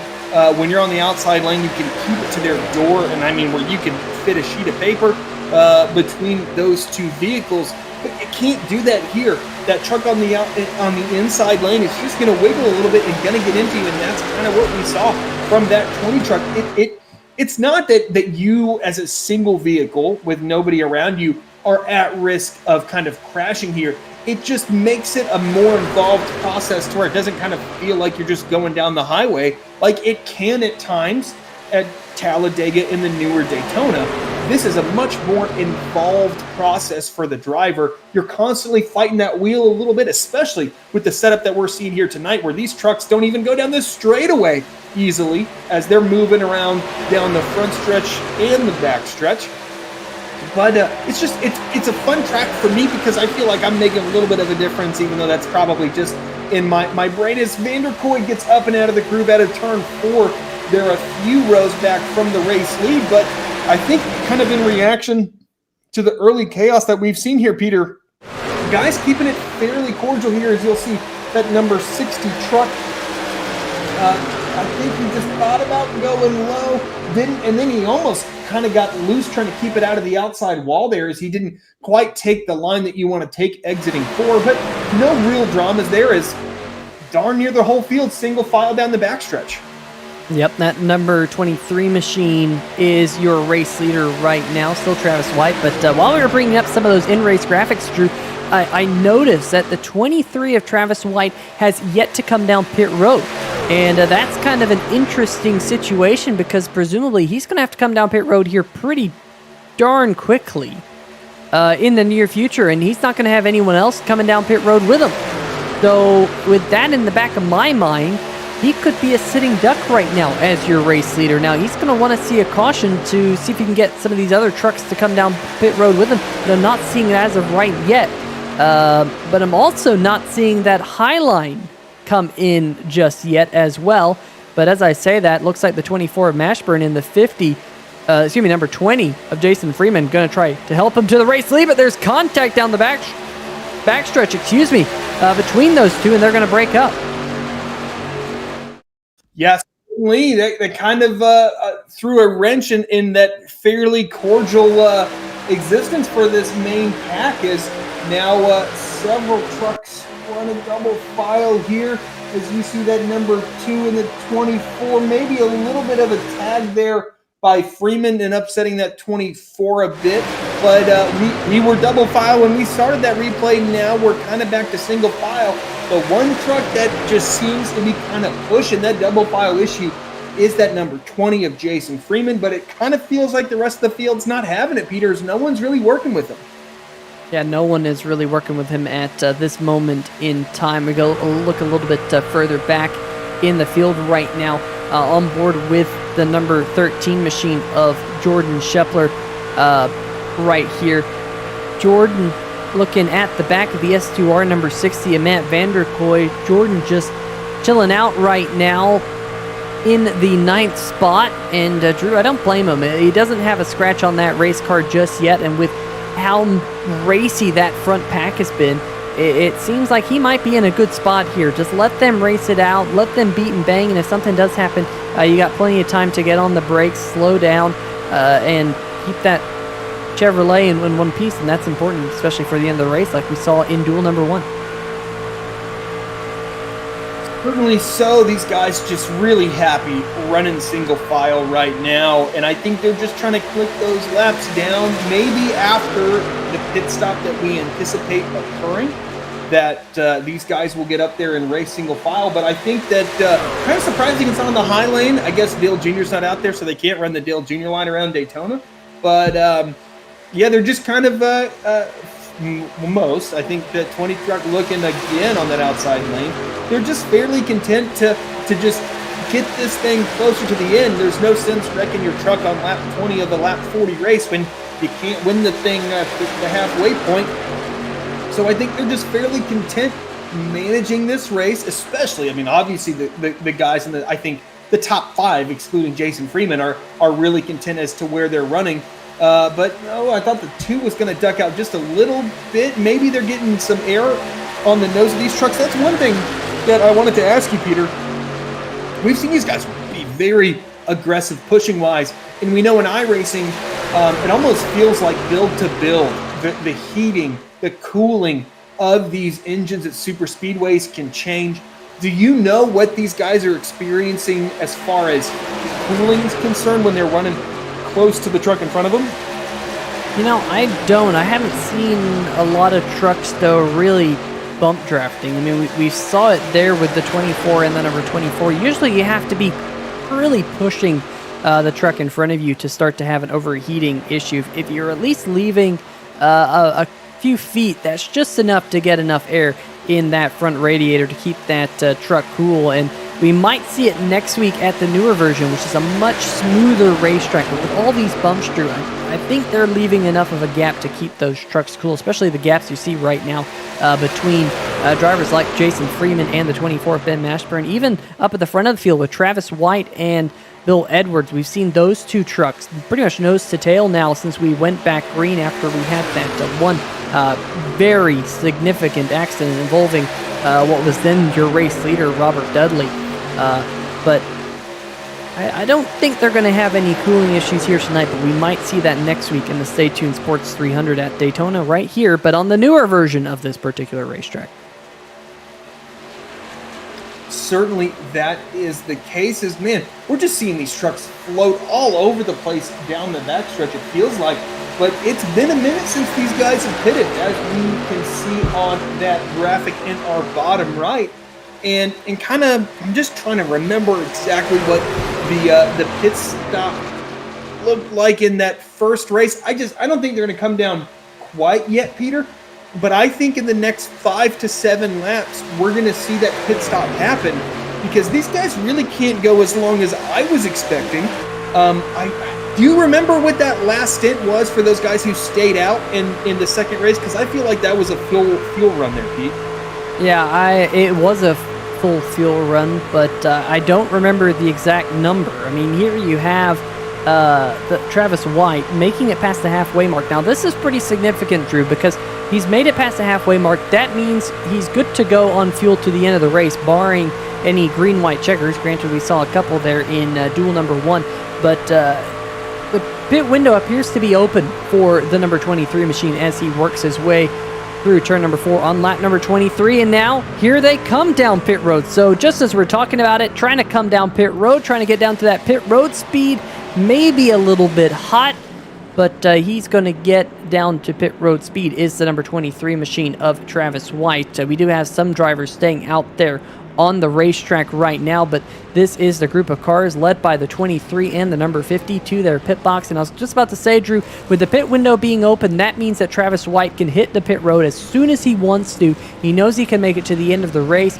and that's the good news. He's actually going to lose potential. Well, I was going to say he was going to lose his spot, but that's actually the number 62 machine coming off pit road of Colin Ullery, who is many laps down, I do believe, in the Sim Shots Racing Chevrolet.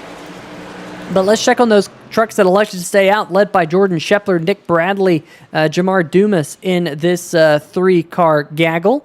They're going to come down, hit that yellow cone at the pit road speed as to not get a pit road speeding violation. We'll just make sure that none of these drivers did get any type of pit road penalty. Not seeing it on anyone. The longest stop was actually the number 50 of Bill Edwards here, Drew. Appears to be the biggest loser on pit road. Peter, and while you were talking, there was some drama on the backstretch. The 16 truck, and I believe the number 23 had some contact. There's some damage on the right front of that number 23, and the 14, I believe it was the 14, had a wild ride down into the infield, and I thought that was going to be a caution, which would have been disastrous for the trucks that had pitted, because I believe most of them would have been caught a lap down at that point. But we'll get that replay queued up for you folks, and I'll keep monitoring what's going on the track right now. We have quite a few trucks, the number 40, the number 28, and the 13 all merging onto the track. And here we go, Peter. You see all these trucks coming off of the pit lane, and we've seen so many problems tonight with trucks merging up into traffic. And this number, this truck is just running at pace, and the 23 just merges up in front of them, and just there you go, contact, and there you go, a wild ride to the infield. Quite frankly, a really good job of keeping that truck under control right there. Travis White just really got up there and really just merged directly in front of that truck. And breaking news from Race Control, 23 with a black flag. That is critical. That is huge for that number 23 truck, is that is going to completely remove him, as he's going to have to come down pit road. But like we saw in the first race, we saw guys get penalized for merging too aggressively, and now that's what we're seeing from Travis White in that 23 truck, and we'll see how long it takes him to serve that penalty, as that right front is really compromised there, Pete. Yeah, that number 23 machine, we'll see if he peels onto pit road this time. Doesn't look like it, but if he does have a black flag, he will have to come down and serve it for that aggressive maneuver there on the backstretch. We'll see whether or not he will serve it, or whether or not it will be a post-race investigation. That might happen as well. But for right now, I said the biggest loser on pit road was Bill Edwards. Well, he was actually a little bit further back in that pack, had a full head of steam, Drew, and sliced his way up to the front with Ben Mashburn right behind him, Jason Freeman in third, Travis White pending coming down pit road. Back behind him, there's the number 2 of Justin White. Perhaps some of these trucks trying to get around the number 23 in anticipation of him coming down pit road. We'll see if that happens this time. Is it going to happen? Yes, it does. Travis White peeling off onto pit lane right there. So we'll see whether or not this is a drive-through penalty, Drew, or whether he has to go into his pit box for a stop and hold. But I'm sure the in-race administrators will be looking at that here tonight, and really hoping they don't see it again next week at Daytona for the Stay Tuned Sports 300. It looks like just a drive-through for the number 23. So now he's going to be in need of a caution flag to get back up into the lead pack. And that front lead pack, well, they kind of look like they're trying to make a yellow flag, Drew. Yeah, these trucks are just weaving on the exit of 2 down the backstretch. It's pretty wild to see. It's kind of unexpected. I don't know if the toe or the camber or something's kind of funky, especially on the back end, that can kind of make these things wiggle around in a straight line. But it's certainly been interesting to see out of the exit of 2 as these guys try to keep it low, and that thing just kind of starts wobbling around on them like it's like like these trucks are almost like made of wood, and they're just flexing as the truck unloads. It's kind of just strange to see. We'll see if that happens from Garrett Gleason's point of view this time by. Yeah, and you'll see, there you go. These trucks just kind of move around there on the exit of 2. Is back up front, a little bit of a high lane possibly forming. The number 20, the number 60. Will the 20 go up there? Will he not? A little bit of indecisiveness there from Jason Freeman. I anticipate that 20 truck will make a move as soon as that outside lane's viable, because we have just seen his willingness all race long to try to make that outside lane work.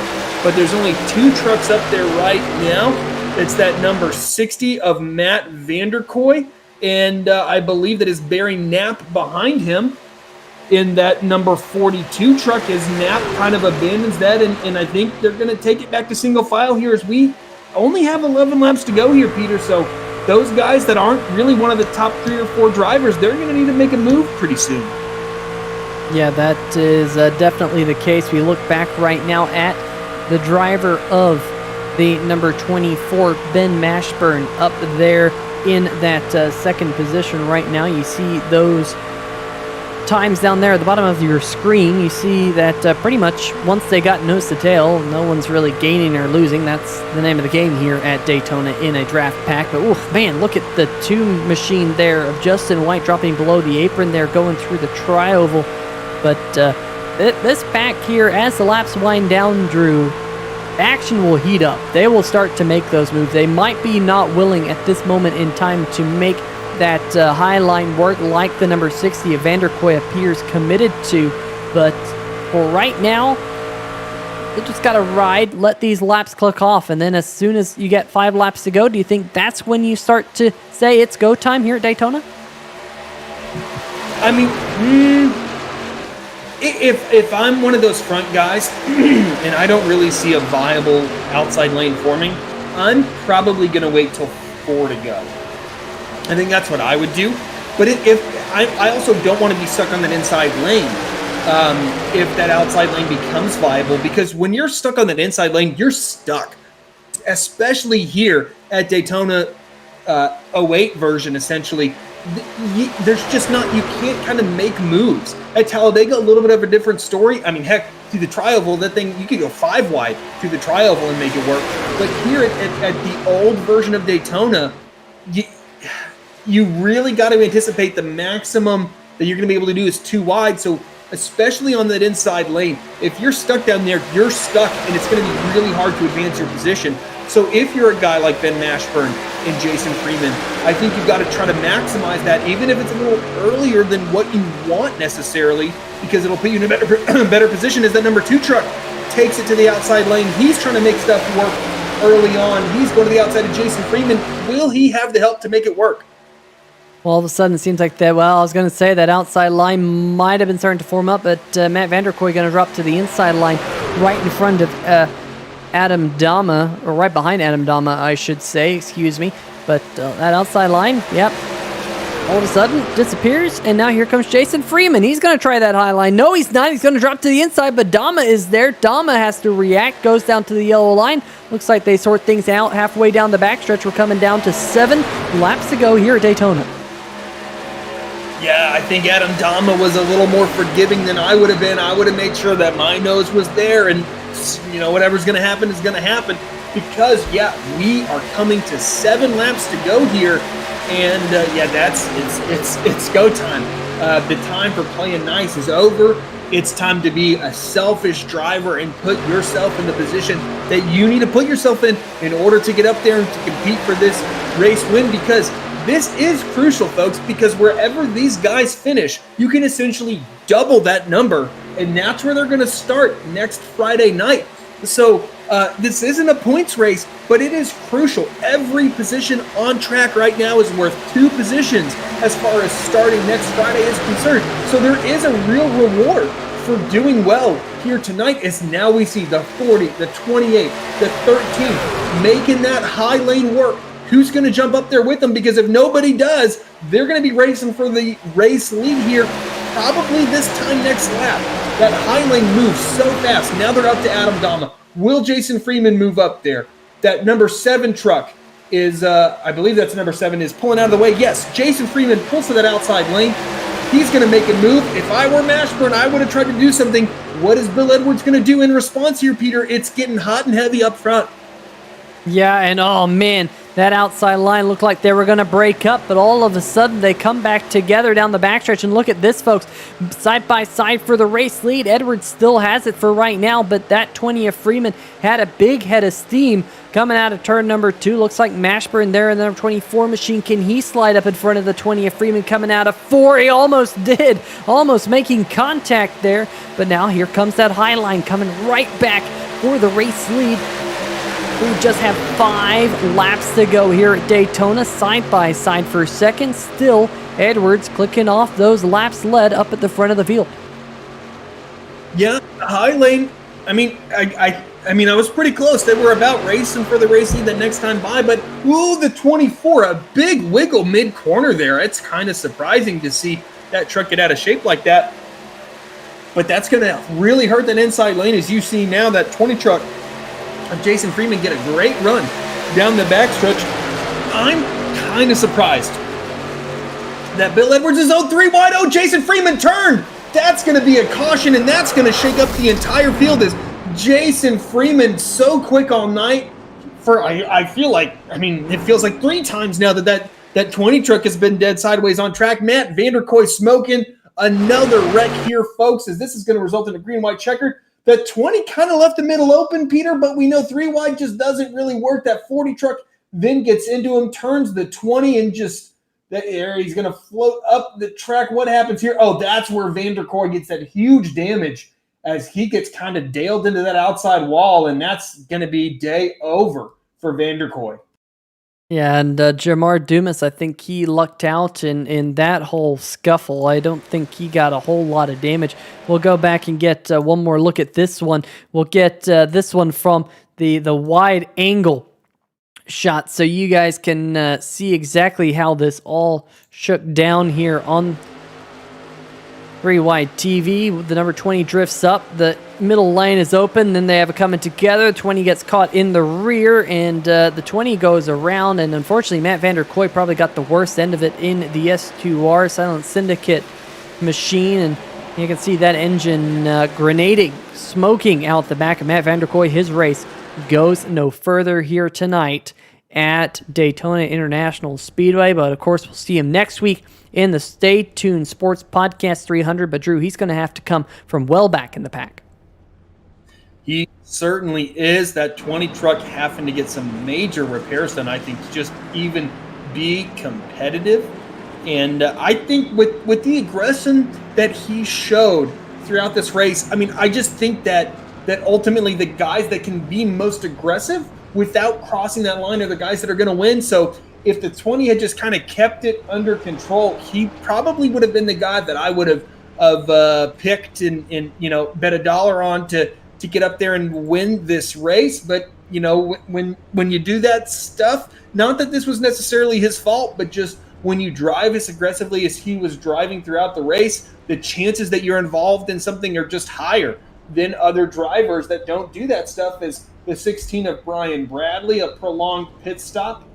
I believe that was Barry Knapp in that 42 truck we just saw peel out of his pit box. And here we go, Pete. The 24 and the 50. I don't know if this is going to be a green-white checkered here. Just looking at the chat, I'm not seeing that this is labeled as a green-white checkered. I anticipate we'll get the one to go this time by, and it'll be considered a green-white checkered.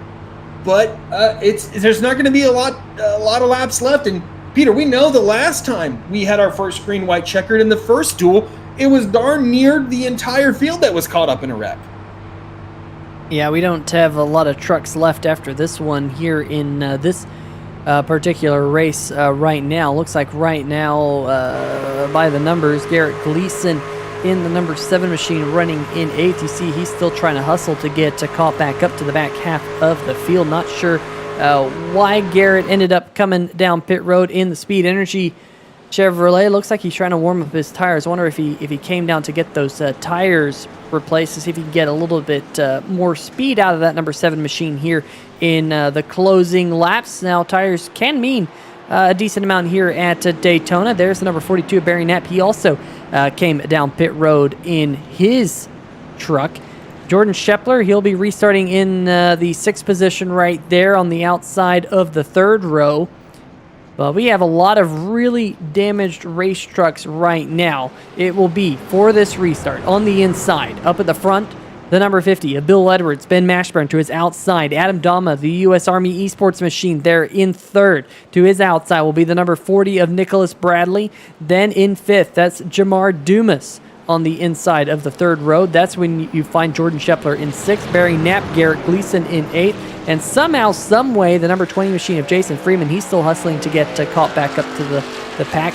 He is going to be scored here in the 9th position for this restart, and all things considered, Drew, doesn't look like a whole lot of damage on the Mason-Dixon Cornhole Chevy Silverado. Got some of it repaired on pit road, and it looks pretty square, so we'll see what he can do in this green-white checker. Yeah, he's not going to have a lot of time, though, as we are going to be starting lap 40, what should be, technically, I guess, the white flag lap. It will be 2 to go here, as this will count as I believe our first of 2 green, white, checkered attempts. That's what we saw last race. So, I mean, it can be hard to see in the race info whether that is the case or not, but I believe since that was what was set up in the last heat, that is what we will see here in this heat as well. Pace car pulls off. Bill Edwards controlling this restart. A great restart by the number 50 truck. I think that's a change lanes before the start-finish line from that 24 truck. It'll be interesting to see if that's a penalty. I know it certainly could be, because that 24 certainly made an attempt to go low before that start-finish line, with Adam Dama in 3rd place, that 28 of Jamar Dumas, and almost a little bit of contact there between our 3rd and 4th place drivers as Dumas is taking it to the high lane. Is anybody going to go with him? I believe that 42 of Barry Knapp and that 13 of Jordan Scheffler getting a heck of a run down the backstretch. Where are these drivers going to go as they come through 3 and 4 for the penultimate time? Will they get the white flag, or are they going to wad this thing up again? And look at the number 50 of Edwards. He's mirror driving right now, Drew. He's trying to figure out what line's got the run, but it's the high line out of nowhere that's got the run. White flag in the air. Jamar Dumas leads that time. Where did he come from on that high? Oh, contact, and they're wrecking back behind. We're going to keep our eyes on this one, but we got a bunch of trucks wadded up. Jason Freeman involved, Garrett Gleason involved, Jordan Scheffler involved, Barry Knapp, Adam Dama. It's a 2-horse race right now up at the front of the field between the 50 and the number 28 machine. Final lap, no caution. They will race back to the stripe. It's between these two right now, Drew. It'll be fascinating to see, because they're in a dead heat from out of turn 2 down the backstretch through 3 and 4. They've been darn near even this whole time. If they're holding even through the corners, I think that means that 28 truck's going to have a bit of an advantage. It's going to take some creativity by that number 50 to be able to grab this checkered flag. Is he going to be able to do it? He does. Bill Edwards wins Duel 2 in a photo finish. A great result, though, from our 2nd place of Jamar Dumas, and a crazy finish in Heat 2. Yeah, we're going to have to slow that one down here on 3 Wide TV, folks. Bill Edwards, he did drop below the yellow line. We'll see whether or not the NSRA officials allow him to keep that win with that move below the yellow line, but nonetheless, 8/1000ths of a second to win duel number 2 here in the Stay Tuned Sports Podcast Duels. My, oh my, what a wild finish here to the 2 duels here tonight. Let's bring up the finishing order here in the second of the 2 Stay Tuned Sports Duels. Well, we'll just have to wait for the session to fully complete here. There we go. That will wrap up the 2 duels here tonight. We'll see if we can bring up those finishing results. 8/1000ths of a second. That's all it took for Bill Edwards to hold off Jamar Dumas there in that crazy side-by-side battle on the final lap. Barry Knapp coming home in 3rd. Adam Dama, Jason Freeman, 4th and 5th. Jordan Scheffler was involved in that last lap accident. Same thing with Justin White there, finishing in 7th. Nick Bradley, Garrett Gleason also involved, 8th and 9th. And then back behind them, all of the cars, or trucks, I should say, rather. Ben Mashburn, Travis White, Tony Lucarelli, Matt Vanderkoy, Brian Bradley, Colin Ullery, and Robert Dudley. Those trucks finishing 1 or more laps down. But Drew, crazy race here tonight, or 2 crazy races here tonight. I mean, a lot of action here, and I'm expecting to see more of that next week in the Stay Tuned Sports Podcast 300. I certainly am as well. I mean, Yeah, I didn't anticipate these races kind of being as chaotic as they were. And especially in that second race, I do tend to think that when drivers, when they see kind of two races back to back, the drivers in that second race, when they see what happened in that first race being a little chaotic, I was expecting them to kind of be like, hey, let's not do that again. And they did. They basically did, especially that last green, white, checkered, just kind of chaos. And I was really interested to see what happened between Bill Edwards and Jamar Dumas, and that they were just side by side for darn near an entire lap. And it comes down to 0.008 seconds. That's the margin of victory. But like you said, is the 50 going to be able to keep this? Because we saw late last season a win taken away from a driver who passed below the yellow line. So this is what we think the results are, but folks, this could change. Yeah, absolutely. Getting some word from race control. Bill Edwards will take home the win. However, in race number 1, Drew, Ben Izenga and the 07 machine will be disqualified for pushing a car that wasn't under power. You're not allowed to do that, so Ben Izenga is going to have to drop to the back for next week's Stay Tuned Sports Podcast 300. So that is definitely going to be an interesting one. Going to be a wild race next week, I do believe, once we got all the trucks on track at the same time. And another thing to keep in mind here, folks, was tonight's pole sitter, who, back, if you remember, you're going to have to bring up the graphic here, because we can go back to the qualifying results. Matt Cherry is going to have the first chance of any driver here ever in the Stay Tuned Sports Podcast Truck Series to go for the Buttkicker Challenge. That's right. If Matt Cherry wants to, he can start at the back of the pack and try and get his way up to the front of the field to pick up $10 extra as part of the winning prize, brought to you by Buttkicker, jumping on board as one of the series sponsors this year in the National Sim Racing Association. Buttkicker, a really cool product. Make sure you check them out. I know, Drew, as soon as I get a real sim rig for myself at some point, I know I'm going to do it at some point, I want to get myself one of them Buttkickers, because it just adds to the realism of your sim rig back in your own house.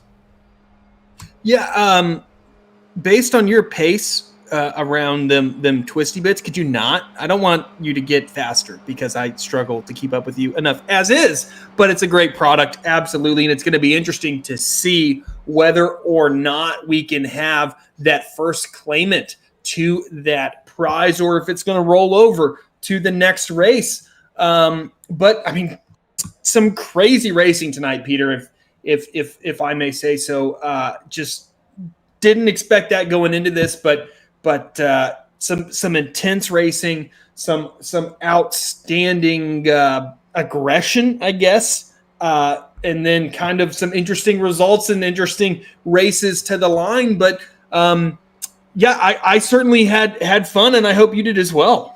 Yeah, definitely is a great one, folks. Make sure you tune in next week, same time, same place, 9 o'clock Eastern, right here on 3YTV for the start, the official points-paying start of the 2021A Stay Tuned Sports Podcast Truck Series right here on 3Wide TV. Well, for myself, Peter Short, and Drew Eisenman, folks, we want to say a big shout out to all the series sponsors that you had up there in the top left-hand corner of your screen. Sim Shots, not Shims Shots. I getting things mixed up. Sim Shots, Buttkicker, MaxGrafix.co, Simbox as well. Make sure you check them out. Facebook.com/SimboxPC. Doug Neal will really thank you for that. Taz Racing Customs, they will be on board as the biggest mover of the race award. Brookstone Animal Hospital, rooting on the lucky dogs all season long as well. And really everyone else making the Stay Tuned Sports Podcast Truck Series possible right here on the channel, as well as Bet Angles for jumping on late as a series sponsor as well as the sponsor on the number 24 machine of Ben Mashburn. You mentioned it, great looking paint scheme, one of those MaxGrafix.co painted schemes as well. So integration with another series sponsor. How about that, folks? I want to give a huge shout out to our friends over at SimTV for the camera angles that we bring you each and every week here on 3OI TV. But until we see you again next week here at Daytona International Speedway, stay safe, have a good night, and we shall see ya!